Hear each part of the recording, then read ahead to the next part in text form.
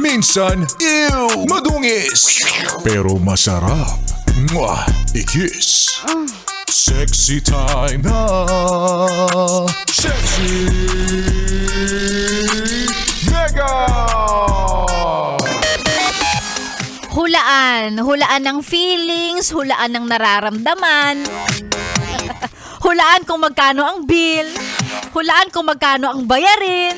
Madami! And lagi nating ginagawa yan sa buhay na ito. Ang manghula. Di ba? Yung iba nga ginagawa ng ano yan eh. Ginagawa ng trabaho yan eh. Pinagkakakitaan na yun eh. Kahit wala naman talaga silang gift na nakikita nila yung future, sasabihin nila, ay hindi, nararamdaman ko magiging maswerte ka ngayong taong 2026. Talaga ha? Talaga ha? Joke time mo kami. Ay, nakakapagod yan. Yung ganyang hula-hulaan. Regardless kung feelings ba ang hinuhulaan o yung mga bagay-bagay sa buhay, pwedeng yung susunod na desisyon. Huhulaan mo na lang. Ayan. Pero naniniwala naman si Sexy Megan minsan, alam nyo, totoo talaga yung sinasabi nila na kung ano yung nararamdaman mo, kung ano yung talagang nafe-feel mo, minsan yun lang yung kailangan mong sundan.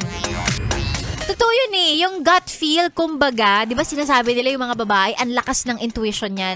Pag nakaramdam yan, madalas totoo, hindi lang tamang hinala.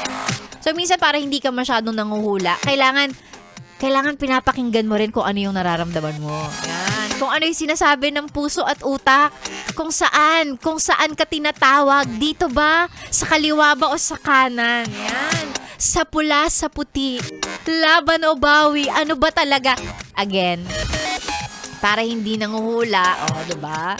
Lalong-lalo pagdating sa decision sa buhay. Yan. Dapat doon sa kung saan mo feeling mo, mas magiging okay ako dito. Mas masaya ako dito. Yan.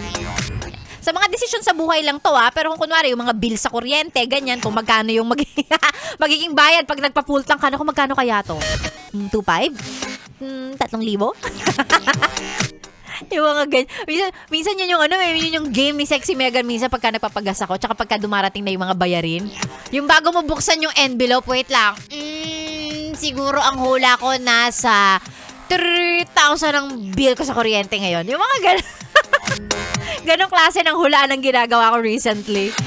Ay nako, magandang umaga / magandang tanghali sa mga yes friend kong hindi mo kailangan manghula kasi sasabihin ko sa'yo, ang oras po natin 11:43. Saktong-sakto.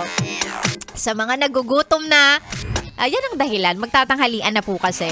And gusto ko lang sabihin na maraming salamat for tuning in sa pagsama kay Sexy Megan ngayong araw ng Lunes. Kung na-miss mo ko, dapat lang. Dapat lang. Huwag kang mag-alala. Bukas ulit magkakasama tayo 9:00 hanggang tanghalian. Pero syempre bago ako mag-exit, hello muna sa mga nakatune in sa atin. Si Mercilyn De Los Reyes, sabi niya pa shoutout sa mga kapatid kong sa nakikinig sa Pasig. Araw-araw po yan sa kanilang transistor radio. Si Lucky God sa Balye, ayan, nakikinig daw sa atin. Pa-shoutout kay Cyber Kurt sa Balye. Ayan, at yung kanilang mama na nakikinig, nakatune in sa atin. Maraming salamat. Si Jenny Chu at si Mary Ann Castillo, ayan, habang naglalaba lunes na ipon daw ng Holy Week. Ayun, sige, galingan mo sa paglalaba, ha?